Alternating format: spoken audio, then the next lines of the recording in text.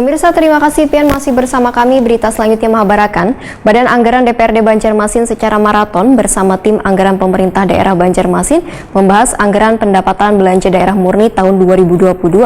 Bila dilihat proyeksi APBD tahun 2022 ada peningkatan dari segi pendapatan asli daerah dibandingkan sebelumnya. Naiknya pendapatan didominasi dari sesi pajak, sedangkan retribusi mengalami penurunan.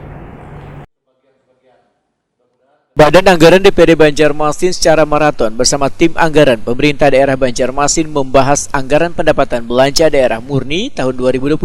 Wakil Ketua DPRD Banjarmasin Matnor Ali F. SE Wahitakuni Prima TV Cilang Tengah hari Jumat 19 November 2021 mengatakan, bila dilihat proyeksi APBD tahun 2022 ada peningkatan dari segi pendapatan asli daerah dibandingkan sebelumnya kurang lebih 348 triliun rupiah diproyeksi menjadi 396 triliun rupiah. Naiknya pendapatan didominasi dari sesi pajak, sedangkan retribusi mengalami penurunan. Jika dibandingkan tahun 2021, pendapatan yang turun adalah dari transfer pemerintah pusat yaitu DAK, DAU, DBH dari sebelumnya. Turunnya dana transfer tersebut terkait dengan pandemi COVID-19, terutama masalah DED atau dana intensif daerah biasanya mengalami pemotongan. Politisi Partai Golkar ini pun menegaskan, proyeksi sementara dari hasil pendapatan dengan kesepakatan KUA PPS tahun 2022 lalu, dari total pendapatan daerah kurang lebih 1.784 miliar rupiah. Jika nantinya kereda perubahan di dalam pembahasan RAPBD ini, ujar Matnor Ali F,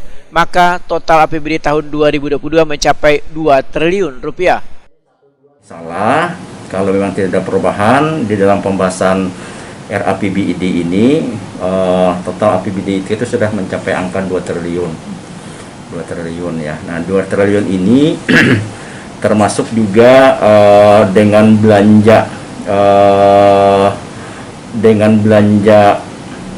daerah itu kurang lebih 2 triliun sekitar 2 triliun 68. Jadi proyeksi kita memang antara pendapatan daerah dengan belanja daerah itu lebih tinggi ya, lebih tinggi daripada belanja, artinya kita mengalami defisit ya. Nah, proyeksi kita defisit kita di tahun 2022 itu kurang lebih 261 miliar.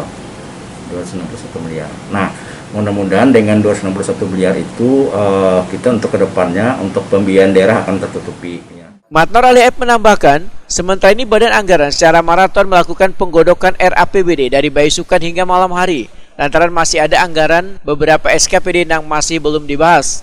Matnor Ali F menyatakan, pembahasan anggaran ini lebih banyak peruntukannya menyentuh warga, serta terkait kemungkinan musibah yang pernah terjadi yaitu banjir pada awal tahun 2021 lalu.